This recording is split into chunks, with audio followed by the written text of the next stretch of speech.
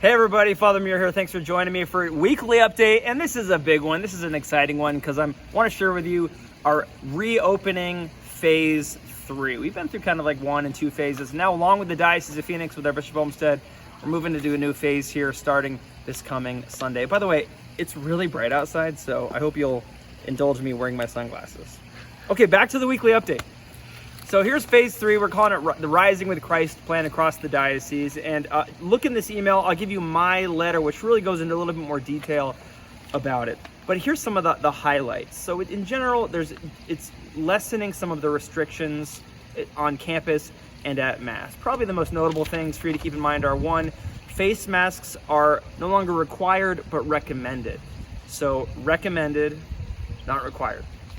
Another thing that's going to give us a little bit more leeway is there's no official capacity for how many people we can allow in the church. So we still are doing physical distancing from family to family, group to group, bubble to bubble, but that will allow us to take away the whole middle pew, every other pew thing we've been doing. So all the pews will be available. It's really about using your own judgment and respect for those around you to navigate how we move to the church, where we sit, and all that thing. A good analogy, if you want to kind of need an analogy that's helpful to me, think about it. If you've gone to an airport. Flying is of great value to some people, and they say, look, it's worth the risk in a pandemic to fly. But you go to the airport, right? You're in the terminal, you got some space, you're in the gate, little less space. The next thing you know, you're on the airplane, and you're really close together.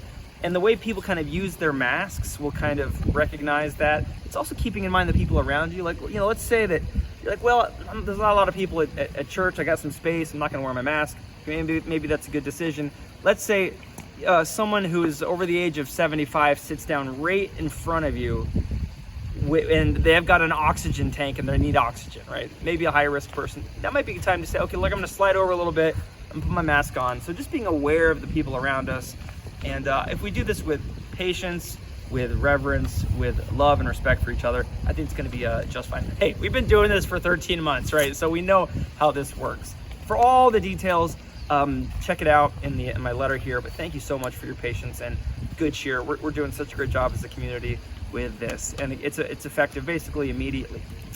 Now, that being said, here's some of the events we have coming up. I mentioned this to you last week, but we've got a John Paul II High School Fine Arts Festival. I'll remind you the dates there. It's April 28th and 29th and 30th. First 2 days, 5 to 7 p.m. Last day, April 30th to 7 p.m. Food, beverages, live music, and fine arts. What's better than that stuff? So go check it out. Great way to support our amazing Dominican sisters and St. John Paul II High School. Such an amazing part of our wider Catholic community right here. Also, we're doing a shred-a-thon with the Catholic Daughters of America. It's a fundraiser, but it's also a service. If you got boxes of papers you need to have shredded, we bring in this really cool shredding truck, which actually is a thing. They shred the papers, they give the box of shredded papers back to you, and the money raised in that goes to support the Catholic Daughters and their charities, as well as the parish. Also, I should give you the date. That's May 1st. May 1st is the Shred-a-thon, 8:30 in the morning to 11:30 a.m. right here at the parish, out in the parking lot. Also, our St. Thomas Aquinas Grade School Dads Club, they're called the Wildcats, and they're doing a special, every year we do a golf tournament fundraiser for them. They do so much for our community. That's also May 1st. That's at Wigwam, one of the golf courses at the Wigwam, the Red Course. Registration begins at 12:45 p.m. Shotgun start 2 p.m. on May 1st. You can sign up online at wildcatdads.com/golf. Okay.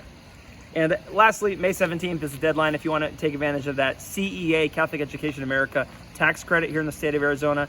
Amazing, amazing, amazing. Can't say enough about it. Redirecting our Arizona state tax dollars, a portion of which supports Catholic education. How amazing that really helps us in our mission.